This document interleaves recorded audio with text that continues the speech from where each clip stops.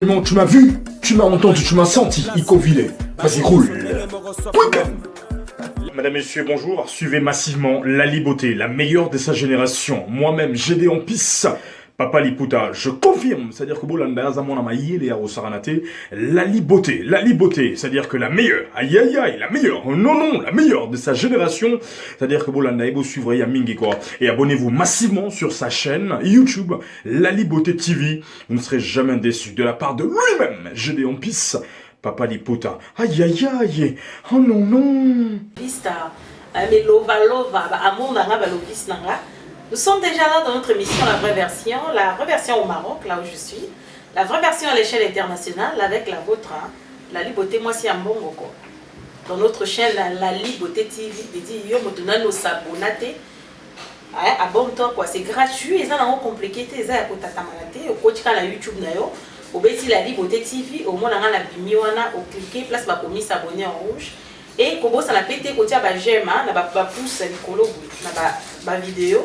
C'est une façon pour vous de me soutenir. Aujourd'hui, déjà nous sommes en fin de 2020, enfin en début du mois de décembre, fin de l'année 2020. 2020, une année où il est ici biso. 2020, année où ils allaient qui a montaka, ils nous vivants, babitaka la bateau vini. 2020, coronavirus est 2020, to l'élite, to fait des bateaux. 2020, en tout cas, marabonio, c'est là qui il kaka coulé là. Mais la liberté, maman on a eu kolobani, na eu combien de sens et analyse na biso par rapport au bilan. Très souvent, tu mets ça dans le bilan na biso la fin de l'année. Le 31 décembre, le 30 décembre, à ce moment-là, on ça la bilan et à année. Mais j'ai réfléchi, je me suis dit non, pourquoi pas tout ça la bilan à année, là, depuis un mois de décembre, bien que l'année est silité, mais l'année s'est écoulée déjà. Dès que les ala kanabo mensano, tant que tu as un sika de début de sika, tout ça là programme où les alliés à année. Na janvier na osala boye, na février na osala boye, na mars na osala boye, na avril na osala boye. Maintenant tant que comme na suka année, au comme kotala et là on y na salaki et là on y encore pour ça la té ya monde te bengi bilan de l'année.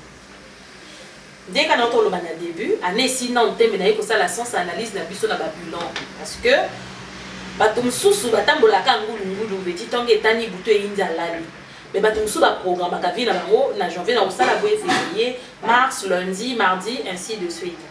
Certainement nous avons eu des trucs qu'on avait mis en place genre na programme tozala ki nango na février faut na fongola boutique il faut na sala po il faut na bota faut na bala faut na sala na ça ya mona le but comme na suka ani nini oyo obongisaki okoki ko réaliser yango na nini yo bongisaki okoki ko réaliser yango te. N'attends pas seulement le 31 décembre là où c'est fini après commencer la bilan fais ça boy fais na kutabana moto boy fais na teka boy au salité non un mois est nous sommes encore au début du mois on peut toujours rattraper tout ça au moins la 2 semaines et demie ou 3 semaines voire 3 semaines donc on a 3 semaines bien que au ça la projet non sauté mais au peut déjà entamer mamakambo oyo au salaki na nete comme ça au bandi yango au achevé et l'année prochaine aussi ici non pas seulement la fin de l'année pour ça la bilan donc voilà tous on a un peu mais quand on calculer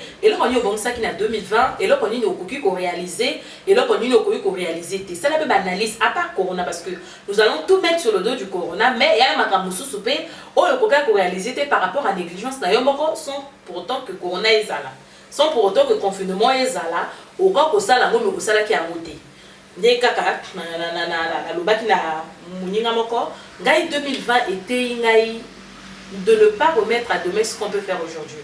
Certainement biso nyonso 2020 était biso na iloko 2020 était batumso bazaka négligent 2020 était motumso amona ka mwasi pamba mobali pamba à comprendre on a confinement que muninga moto apesa ka isengo 2020 était bato que au lieu rambon aussi ça rakili qui confinement et brusque aux l'économie dans côté biso surtout 2020 était biso d'une façon ou d'une autre et corriger biso et correctionner biso et les lisser biso d'une façon ou d'une autre. Donc voilà pourquoi la ekobenga sans analyse na biso to mais quand peu ça la bilan ni na go simba qui na 2020 ni na go simba qui te on a ni les simba qui hormis confinement parce que même confinement ezalaki même coronavirus ezalaki baninga misu lokola yo babongisaki basala makambo basali yango pe kaka pourquoi yo salite mais quand un peu kotala faillite nange ezalaki epai wapi négligence nange ezalaki epai wapi quelles sont les stratégies on a koyi kosala na ko mettre en place na banda comme ça tant on a zo débuter année na zelaka te na janvier nde na bana ko calculer pendant mars na okende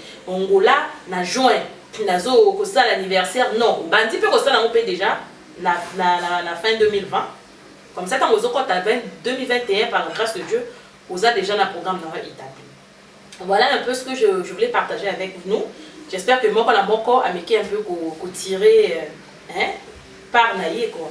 Donc voilà tout mais un peu parce que vraiment la tout bateau misusu à cause de la le 31 décembre nda bandi ceux qui n'a sala qui ont ma belle limbisanga à tout le monde que j'ai blessé l'année 2020 ceux qui n'a sala qui veut leur boito comme la souka année na ina kota année prochaine na basumuté limbisanga na zaki na nyonga moto bina futa non cause la cas le 31 décembre tam sous année na souka ngolo chose que je ne souhaite pas je touche du bois cause la cas le 31 décembre pour que nous kobongisa nyonga moto zalaki nango cause la cas le 31 décembre pour que nous kosenga bato ba pardon bato ba bisiko bebisaki cause la cas au combat le 31 pour que nous réparer donc on a cadre ambulant tout mais quand même que la rétroviseur au bon ça casse maintenant vous avez le 31 banda na yo sikoyo o ya ko bongisa o bongisi o ya ko sala boye o sali boye bipa yo ko zali na nyonga moto futi o zalaki boye o sali boye après bandi ko sala programme ya année prochaine na yo za mesoka sungiso de coach année prochaine aux kota bien donc déjà je tiens aussi à vous signaler que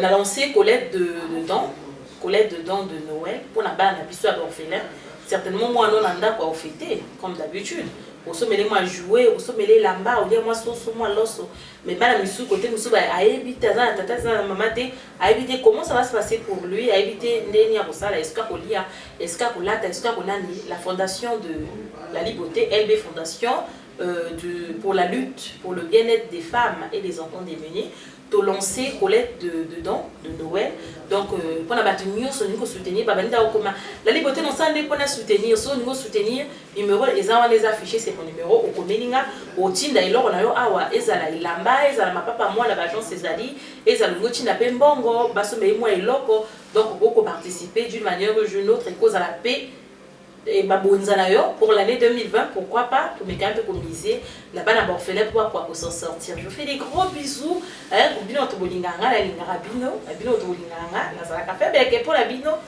donc voilà des cas lobaka je vous linga makasi je vous lobalo makasi pour continuer à s'abonner c'est façon pour vous de me soutenir. Je fais des gros bisous à tous les internautes du monde bisous au staff de la liberté bisous à vous je fais des gros bisous. Donc voilà, on se retrouve au prochain.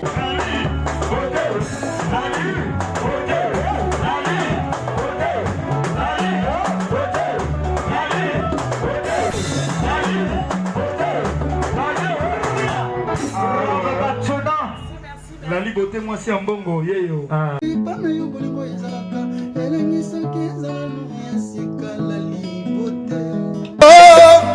La liberté, moi c'est un bongo. Moi c'est la liberté, moi c'est un bongo, moi c'est un pâte belé.